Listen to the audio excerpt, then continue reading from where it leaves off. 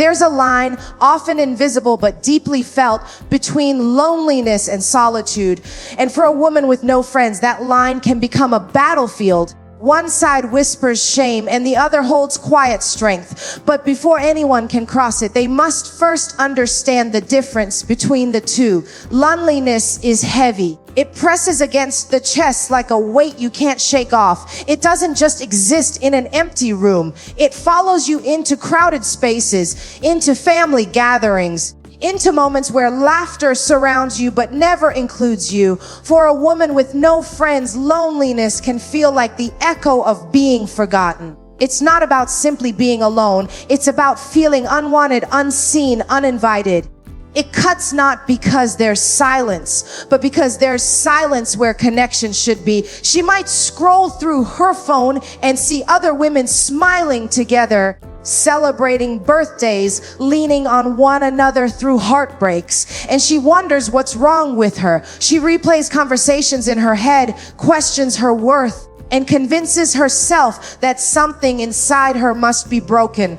That's loneliness. It isolates. It convinces you that your value is tied to someone else choosing you. Solitude is a decision. It's presence within absence. It's when a woman turns down the noise of the world, not because no one's calling, but because she chooses to listen to her own voice. Solitude is not born from rejection, but from reflection. It's the place where she sits with her own thoughts, not to punish herself, but to understand herself. It's where she starts to rebuild. Solitude doesn't sting like loneliness. It steadies, it sharpens. It gives her back her time, her mind, her boundaries. In solitude, she doesn't question if she matters. She reclaims that answer for herself. She learns that her peace is not dependent on how many people text her or how many plans she has for the weekend. She starts to enjoy her own company, and in that quiet, she meets herself again. The shift from loneliness to solitude isn't instant. It takes time. It takes emotional honesty. It takes staring down the hurt of being left out and deciding not to let it define her. It takes letting go of the need for approval, the hunger to be liked, the pain of not being chosen. She has to feel every part of that before she can rise into solitude. And rising isn't always graceful. Some days it's messy. Some days it hurts more before it heals. But there's a power that comes when she stops seeing her emptiness as a problem and starts seeing it as space. Space to breathe, space to grow, space to fill with truth instead of noise. Because in solitude, she doesn't just find peace. She finds herself. She doesn't just learn how to be alone. She learns that she is enough even when no one else is around to remind her. She wakes up every morning and puts herself together like armor. The clothes, the smile, the carefully chosen words. From the outside, she looks fine, composed, capable, even strong. But inside, she's carrying more than anyone sees, because her pain doesn't scream, it whispers. And that's what makes it so hard to notice. Silent struggles are the kind that don't get talked about in group chats or over coffee with friends. Not because they aren't real, but because there's no one there to talk to. A woman with no friends often becomes her own therapist, her own cheerleader, her own crisis hotline. She breaks down quietly, behind bathroom doors, in parked cars, under the covers late at night when the world goes still. There are no shoulders to lean on, no one asking, "Are you okay?" Not because they don't care, but because they don't even know what she's carrying. Some people wear their pain loudly. She doesn't. She's mastered the art of masking. She knows how to keep her voice steady when her heart is shaking. She knows how to show up, to smile, to say all the right things, while a war is happening inside her. And the hardest part, no one sees it.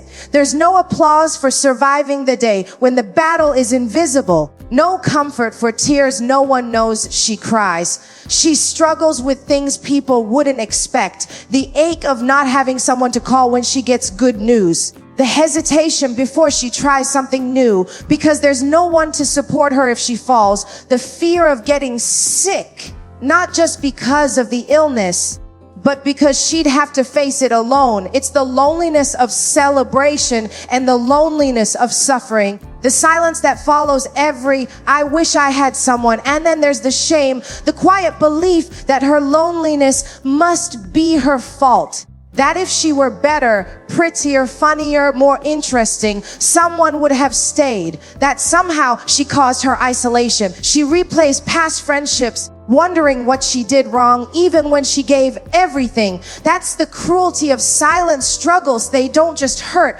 they accuse. They don't just isolate, they lie. They make her believe she's not just alone, she's unworthy. But still she moves, she works, she helps others. She shows up for people who wouldn't notice if she disappeared. She carries her own emotional weight and sometimes even carries the weight of others just to feel connected. She has dreams, but no one to speak them aloud to. She has pain, but no one to share it with. Her life happens in silence, not because she wants it that way, but because it's become the only way she knows. And so she adapts. She learns to nod and smile when someone says, "You're so strong," unaware that strength wasn't a choice, it was a necessity. She's learned how to hold it all together because breaking down in front of no one is lonelier than holding it in.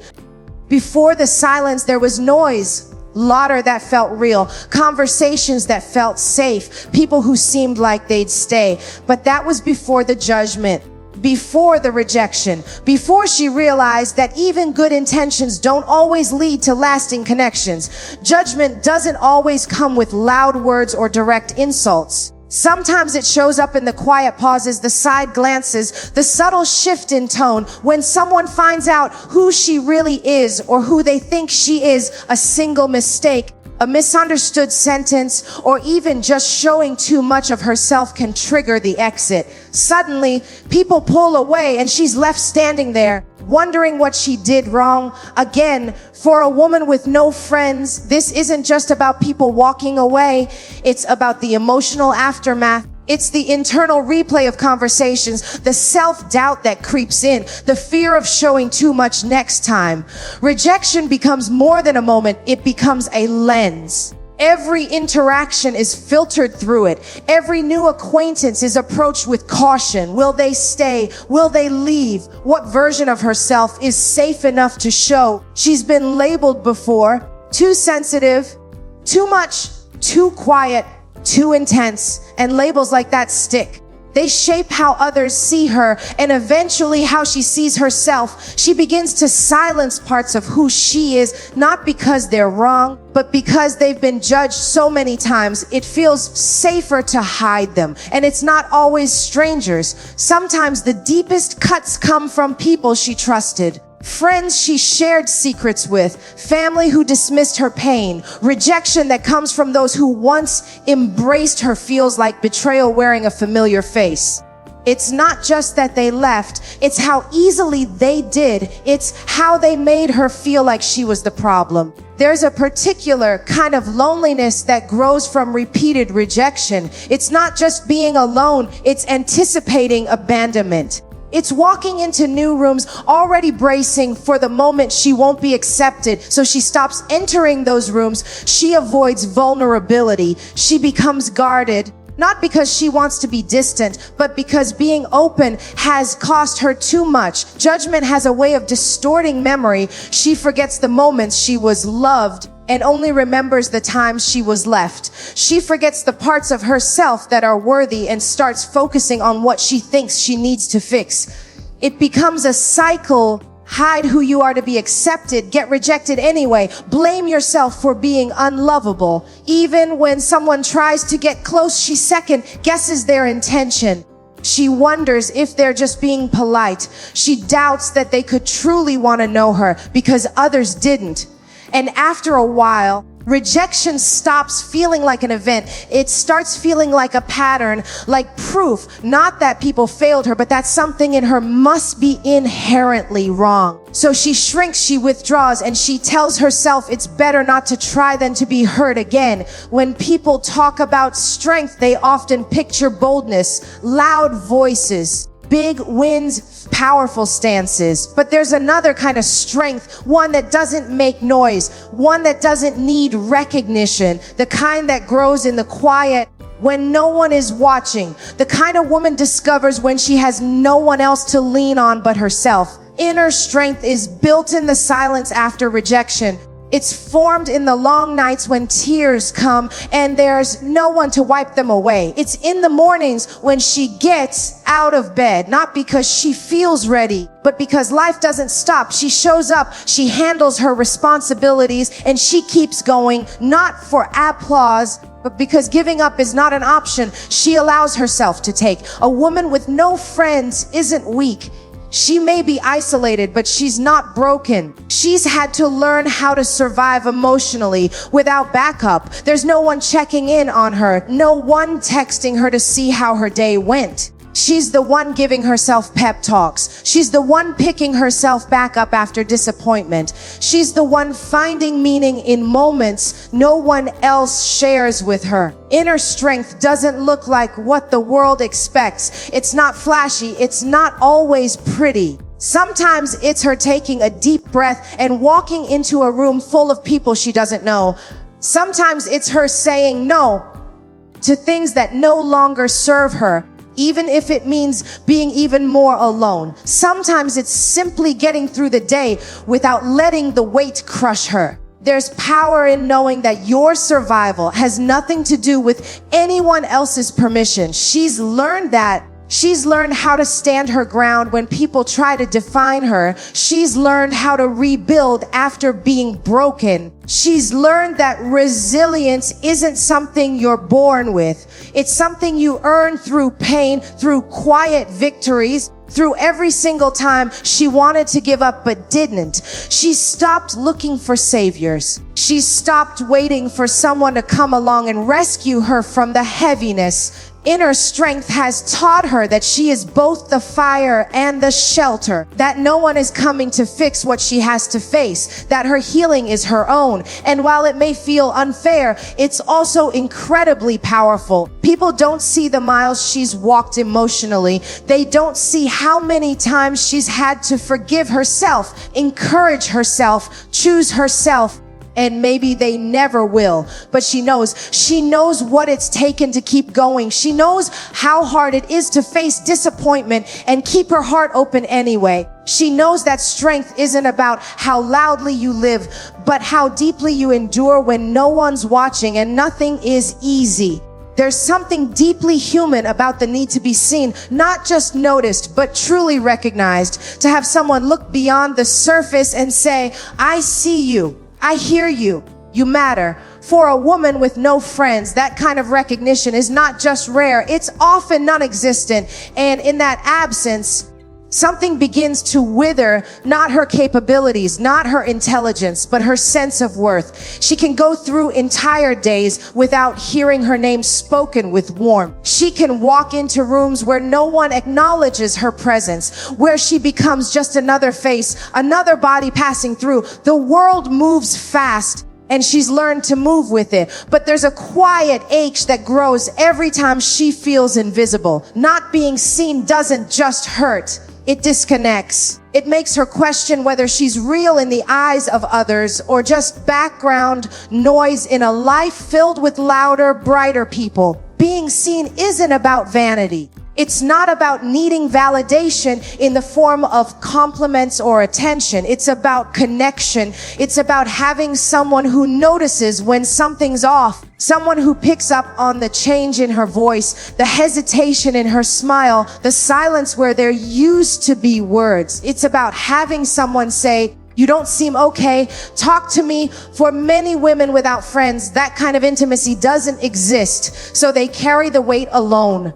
Over time, not being seen can turn into something dangerous. It becomes easy to believe that she doesn't deserve to be noticed, that her pain isn't valid, her joy isn't worth sharing, her presence doesn't make a difference. The mirror becomes the only place where her reflection lives, and even that starts to feel distant. She shows up to work, to responsibilities, to obligations, but not to life, not fully. Because when no one sees you, it's hard to keep showing up as yourself. Even in spaces meant for community, churches, offices, social gatherings, she can feel isolated. The conversations around her don't include her, or if they do, they stay on the surface. People speak, but they don't ask. They smile, but they don't look. And when she walks away, nothing lingers. No one follows up. No one remembers. It's like she was never there to begin with. But being seen is not about popularity. It's about intimacy. One person can change everything. One honest conversation, one moment of someone holding eye contact long enough to make her feel real again. One person who says, "I've been where you are. You're not alone." The lack of that voice creates a void. And in that void, she starts to shrink, not in body, but in spirit. She stops raising her hand, stops sharing her thoughts, stops trying to connect, because if no one's listening, why speak? If no one's watching, why reveal? She doesn't need the world to see her. Just one person, one soul who doesn't look through her or around her, but directly at her. Someone who isn't afraid of her truth, her depth, her silence, or her story. For a long time, she believed the story she was handed, the one shaped by silence, by absence, by the quiet sting of being overlooked. The story that said she wasn't interesting enough, likable enough, lovable enough. When people left, she wrote it off as confirmation.